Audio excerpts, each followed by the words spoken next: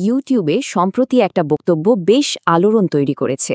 সেখানে একজন রাজনৈতিক ভাষ্যকার খুব তীব্র আবেগ আর ক্ষোভের সাথে আন্তর্জাতিক গণমাধ্যমের ভূমিকা নিয়ে প্রশ্ন তুলেছেন, বিশেষ করে বাংলাদেশের সাবেক প্রধানমন্ত্রী শেখ হাসিনাকে নিয়ে তাদের কাভারেজের বিষয়। তো এই বক্তব্যটা কেন এত মানুষের কাছে পৌঁছালো? আজকের এই বিশ্লেষণে আমরা স্লাইডের মাধ্যমে সেই ক্ষোভের পেছনের কারণ আর যুক্তিগুলো এক এক করে ব্যবচ্ছেদ করব। তো চলুন দেখে নিই এই আলোচনায় আমরা ঠিক কি বিষয় তুলে ধরব। প্রথমে আমরা দেখব এই সমালোচনার মূলে থাকা গভীর অসন্তোষটা আসলে কি। এরপর শেখ হাসিনার বিরুদ্ধে ঠিক কি অভিযোগ আনা হচ্ছে, আর কেনই বা বক্তা পুরো বিষয়টাকে সাংবাদিকতার ওপর একটা আক্রমণ হিসেবে দেখছেন সেটাও খতিয়ে দেখব। সবশেষে তার বিকল্প প্রস্তাব আর চূড়ান্ত মতামতটাও আমরা পর্যালোচনা করব। চলুন শুরু করা যাক। এই পুরো বিতর্কের একেবারে মূলে কিন্তু কোনো জটিল রাজনৈতিক বিশ্লেষণ নেই, বরং আছে একটা তীব্র অনুভূতি। আর সেটা হলো এক গভীর জাতীয় অপমানবোধ। বক্তার মূল কথা হলো, এটা বাংলাদেশের একেবারে ভেতরের বিষয়, এখানে বাইরের কারো হস্তক্ষেপ কাম্য নয়। বক্তার যুক্তির ভিত্তিটাই হল সার্বভৌমত্বের এই জোরালো ঘোষণা। তার কথা খুব পরিষ্কার, একটা দেশ কি খাবে, কি পড়বে বা কার সাথে চলবে সেটা একান্তই তার নিজস্ব ব্যাপার। আর তার মতে আন্তর্জাতিক গণমাধ্যম এ বিষয়ে কথা বলে আসলে নিজেদের সীমা লঙ্ঘন করছে।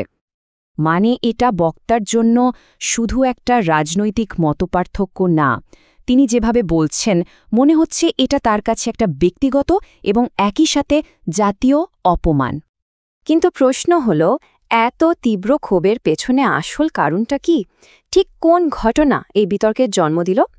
আসলে এর উত্তরটা লুকিয়ে আছে একজন ব্যক্তিকে ঘিরে। এই সমস্ত ক্ষোভের একেবারে কেন্দ্রে আছেন একজনই, তিনি হলেন সাবেক প্রধানমন্ত্রী শেখ হাসিনা। বক্তার মূল অভিযোগ হল, আন্তর্জাতিক সংবাদ মাধ্যমগুলো তাকে সাক্ষাৎকার দিয়ে একজন পতিত স্বৈরাচারকে যেন নতুন করে বৈধতা দেওয়ার চেষ্টা করছে। বক্তার এই রাগটা বুঝতে হলে এটা জানা জরুরি যে তিনি শেখ হাসিনাকে কিভাবে দেখছেন। তার চোখে তিনি কোনো সাবেক নেত্রী নন, বরং একজন ক্ষমতাচ্যুত এক নায়ক। বক্তা এখানে সময়ের ওপর খুব জোর দিচ্ছেন। তিনি বলছেন এই রাজনৈতিক ক্ষতটা এখনও একদম তাজা। তার মতে শেখ হাসিনা ক্ষমতা ছাড়ার পর খুব বেশি দিন তো পার হয়নি, আর ঠিক এই সময়ে আন্তর্জাতিক গণমাধ্যমের এই মনোযোগ তার কাছে বিশেষভাবে অপমানজনক মনে হচ্ছে। এরপর বক্তার সমালোচনার তীর ঘুরে যায় সরাসরি সাংবাদিকতার দিকে। তিনি স্থানীয় আর আন্তর্জাতিক মিডিয়ার মধ্যে একটা স্পষ্ট বিভাজন রেখা টেনে দেন, যেখানে একদিকে আছেন নায়ক আর অন্যদিকে যেন খলনায়ক। এই অংশটা কিন্তু বেশ ইন্টারেস্টিং। বক্তা একজন স্থানীয় সাংবাদিক খালেদ মহিউদ্দিনের প্রশংসা করতে গিয়ে অবিশ্বাস্য কাব্যিক ভাষা ব্যবহার করছেন। তাকে শুধু পূর্ণিমার চাঁদই বলছেন না, বরং টিম সেবাস্টিয়ান এবং ল্যারি কিংয়ের মতো কিংবদন্তিদের সাথেও তুলনা করছেন। আর এই স্লাইডটা বক্তার সাংবাদিকতা বিষয়ক মূল দ্বন্দ্বটা দারুণভাবে তুলে ধরে। তিনি বিশ্বাস করেন যে খালেদ মহিউদ্দিন তার সাক্ষাৎকারে শেখ হাসিনার দর্পচ্ছুন্ন করেছিলেন, কিন্তু আন্তর্জাতিক গণমাধ্যমগুলো যাদেরকে তিনি সাক্ষাৎকারের জন্য দুর্ভিক্ষ কবলিত বলে ব্যঙ্গ করছেন, তারা শেখ হাসিনাকে প্ল্যাটফর্ম দিয়ে প্রকারান্তরে সেই কিংবদন্তি সাংবাদিককেই অপমান করছে। ব্যাপারটা যে শুধু একটা সাক্ষাৎকারের মধ্যে সীমাবদ্ধ না, সেটাও বক্তা স্পষ্ট করে দেন। তিনি বলছেন এটা একটা সমন্বিত মিডিয়া ক্যাম্পেইন, আর একের পর এক বড় বড় মিডিয়ার নাম শুনে তার মনে হচ্ছে সারা বিশ্বের গণমাধ্যমগুলো যেন পাগল হয়ে গেছে। আচ্ছা, তাহলে প্রশ্ন আসেই, শেখ হাসিনা যদি সাক্ষাৎকারের যোগ্য না হন, তবে আন্তর্জাতিক গণমাধ্যমের কার কাছে যাওয়া উচিত? বক্তা কিন্তু শুধু সমালোচনা করেই থেমে যাননি, তিনি এর একটা বিকল্প তালিকাও দিয়েছেন। এই প্রশ্নটা দেশের ক্ষমতা আর বৈধতার সম্পর্কে তার দৃষ্টিভঙ্গির একেবারে মূলে চলে যায়। এখানে বক্তা তার বিকল্পটা সামনে আনেন। তার প্রস্তাবিত তালিকায় বিরোধী নেতা, শিক্ষাবিদ, সুশীল সমাজের প্রতিনিধিরা যেমন আছেন, তেমনি বিএনপি এবং জামায়াতে ইসলামীর নেতাদের নামও আছে। তার চোখে এরাই হলেন বাংলাদেশের আসল ক্ষমতার কেন্দ্র এবং জাতির বৈধ কণ্ঠস্বর। তার যুক্তিটা কিন্তু বেশ সোজা সাপটা।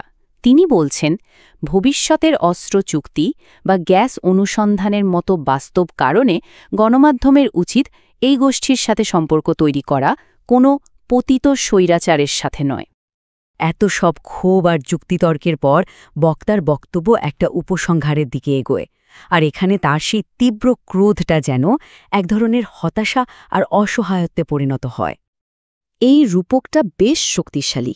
একদিকে সেই শান্ত স্থির পরিস্থিতি যা তিনি অনুভব করছিলেন, আর অন্যদিকে আন্তর্জাতিক গণমাধ্যমের কর্মকাণ্ডে তৈরি হওয়া বিশৃঙ্খলা, এই দুইয়ের মধ্যে একটা তীব্র বৈপরীত্য তৈরি করা হয়েছে।